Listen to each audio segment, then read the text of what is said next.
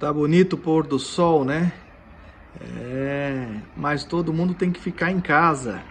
Então vamos voltar aqui para casa, né? E vamos começar aí os nossos estudos de fundamento de economia. Olá, tudo bem? Em virtude do coronavírus, nós estamos numa aula à distância, né? Todo mundo em casa se protegendo. É o melhor que a gente tem para fazer no momento, né? Mas nós não podemos deixar de caminhar na nossa disciplina de fundamentos de economia. E por isso o que nós vamos fazer? Nós vamos primeiro revisar um conteúdo que nós já vimos em sala de aula, de setores econômicos, e numa segunda aula nós vamos caminhar para um novo conteúdo que vai ser aí a definição de bens e serviços. Bom, mas antes de começarmos o conteúdo mesmo, eu gostaria de, com vocês, escutar um podcast sobre as questões econômicas atuais. Era isso que nós fazíamos nas nossas aulas, né? Então, antes de a gente começar com o conteúdo propriamente dito, nós iniciávamos, né, com uma matéria.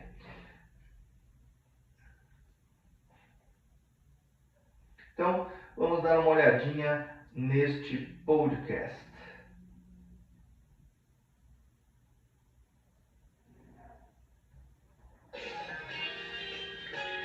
CBN Dinheiro, com Mauro Alves.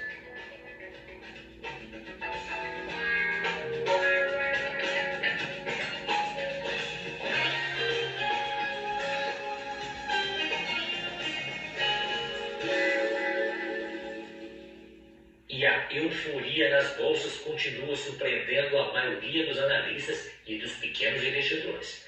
Como é que a bolsa pode subir tanto, apesar de nós termos aí esta confusão no Brasil e também no mundo?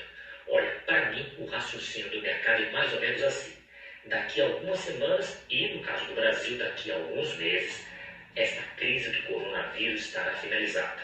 Nós teremos circulando no mercado financeiro alguns bons trilhões de dólares novos que os bancos centrais estão emitindo, principalmente nos Estados Unidos e na Europa. Esta montanha de dinheiro vai inflar os preços. Talvez não tanto os preços dos bens de consumo. Por quê? Porque o mundo já está em recessão e os produtores não vão conseguir aumentar os preços. Mas boa parte desse dinheiro acaba levantando o preço de alguns ativos, principalmente ativos reais líquidos, como é o caso de ações e do ouro. É a repetição da receita que os bancos centrais usaram em 2008, só que agora com uma dose mais alta e com mais rapidez. Então, eu imagino que a reação do mercado financeiro seja também mais forte e mais rápida do que foi em 2009. Eu acho que isso não vai acabar bem, mas esse tipo de pensamento pessimista aí não serve para ganhar dinheiro neste momento. Resumindo, quem puder, está na hora de comprar mais um bloco de ações e ter uma reserva em dobro. No mais, é suportar a volatilidade que faz parte deste jogo e ficar vivo. Mauro Alves para a CBN. Mais do que o conteúdo específico dessa matéria, o que interessa nesse momento de conceitos básicos de economia é saber que nós tivemos um momento onde as ações, né, estavam sendo vendidas e não compradas. Então existia ali uma grande oferta de demandas para o mercado e existia pouca demanda, poucas pessoas querendo comprar. Logo as bolsas caíram, né? Por quê? Muita gente querendo oferecer um determinado produto, seja ele ação, batata, caneta, o que for, muita gente querendo oferecer, muita gente querendo vender, né? Muita oferta, pouca demanda, o preço cai. Agora, o que os analistas da CBN afirmam é que já há um movimento inverso. Pessoas achando que lá na frente a situação vai melhorar, as pessoas estão começando a comprar ações, porque agora elas estão num preço baixo, né? Estão comprando ações imaginando que daqui a pouco essa situação vai passar, né? As pessoas começam a procurar para comprar, o preço começa a subir, né? Então, de toda maneira, já uma boa notícia, né? Porque, claro que o mercado financeiro não tem uma relação direta com as questões de saúde, mas isso quer dizer que algumas pessoas já começaram a enxergar aí uma luz no fim do túnel, ok? Vamos então ao nosso conteúdo, vamos voltar aqui à nossa disciplina, né? Nós vimos então na aula presencial setores econômicos, né? Vocês viram esses setores já lá no ensino médio, né? E nós detalhamos na aula anterior. Vamos lá, vamos com calma lembrar disso. Nós temos 3 setores econômicos. Setor primário, setor ligado à agricultura, mineração, extrativismo vegetal, entre outros. Temos também o setor secundário. Setor secundário, indústria de transformação. Então, o setor secundário é aquele que pega a matéria-prima do setor primário, transforma esse material em um outro produto que será destinado ao mercado. Nós temos então o setor secundário. E temos também o setor terciário, bancos, escolas,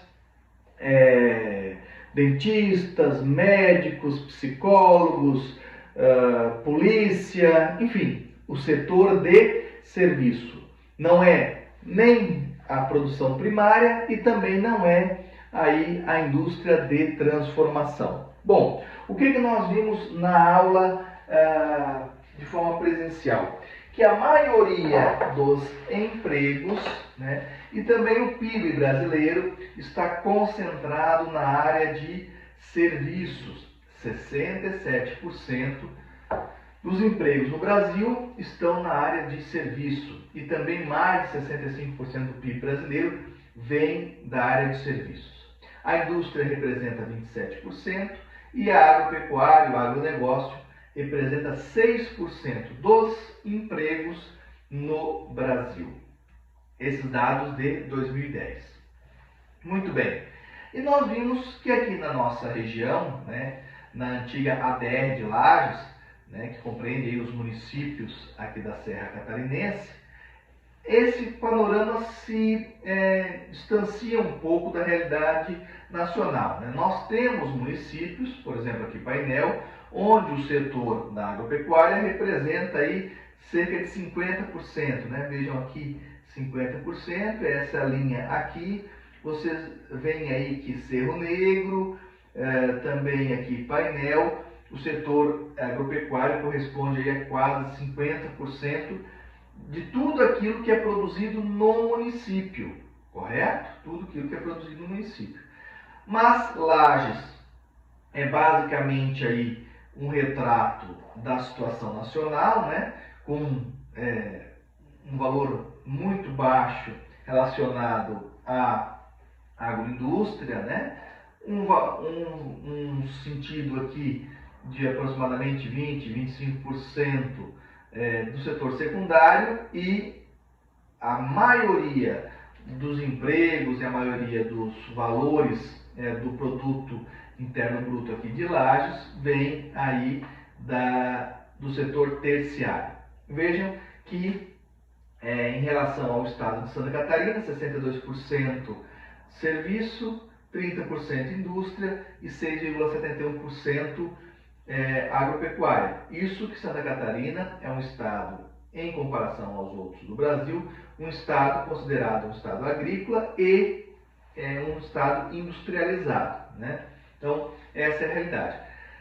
Mas, apesar de a gente imaginar aqui que existem municípios com um valor significativo em termos do setor primário, é importante observar esses números em termos absolutos, né? Então, por exemplo, Painel tem o setor primário muito próximo do setor terciário, porque ambos são relativamente pequenos em termos de valores totais, né?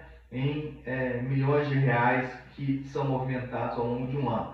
Cerro Negro da mesma forma, né? Então, o município que realmente tem uma renda expressiva, né, que movimenta um valor expressivo, é Lages, e nesse município o setor de serviços movimenta um valor muito significativo, muito maior, né, muito mais significativo em relação ao setor secundário e o setor primário. Muito bem, nós analisamos esse gráfico para ver aí ao longo do tempo, né, como isso se reflete na economia brasileira, e falamos sobre o poder, né? O poder no sentido de quem são as pessoas mais ricas, quem são as pessoas que têm maior influência na sociedade. Num primeiro momento, antigamente, tinha o poder, tinha influência na nossa sociedade os proprietários de terra, os grandes fazendeiros, grandes latifundiários, os coronéis, como eram chamados, né, tinham aí o poder, né? Isso, depois de um tempo, migrou para o setor secundário. Então, passou a ter o poder a dar as cartas do jogo econômico e do jogo político, enfim, os industriais, as pessoas que eram as proprietárias das grandes indústrias, do setor secundário. E, atualmente, quem é que tem o poder? Quem é que são as pessoas mais ricas do mundo? Quem são as pessoas mais influentes no mundo? Aquelas detentoras de empresas ligadas ao setor terciário, ao setor de serviços. Então nós temos aí donos de companhias de telefonia, né, móvel, nós temos aí os donos de empresas de software, Microsoft, Google, Facebook, os banqueiros, né, os donos dos bancos e por aí vai, certo?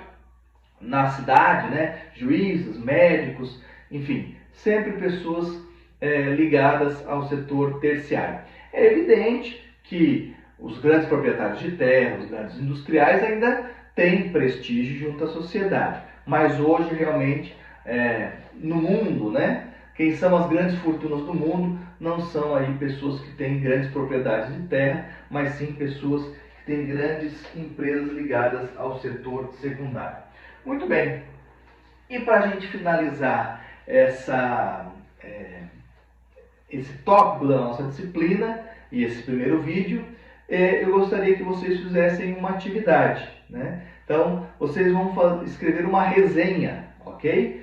Essa resenha vai ser sobre o avanço do setor de serviços, tá, ok? Então, vocês precisam escrever aí um texto, um pequeno texto, aproximadamente aí 30 linhas, né? Uma página, não é uma folha, né? Não é frente e verso, apenas uma página, escrevendo aí sobre o avanço do setor de serviços, tá, ok? Eu ainda dei uma dica sobre o que vocês podem considerar aí nessa resenha, nesse texto. Vocês podem escrever da forma que vocês desejarem sobre esse assunto, mas lembre-se, uma dica que eu dei, ok? Ali, ó, observação, o aumento pela oferta e a demanda por serviços são impulsionados, dentre outros fatores, pelos avanços tecnológicos. Então, lembre-se que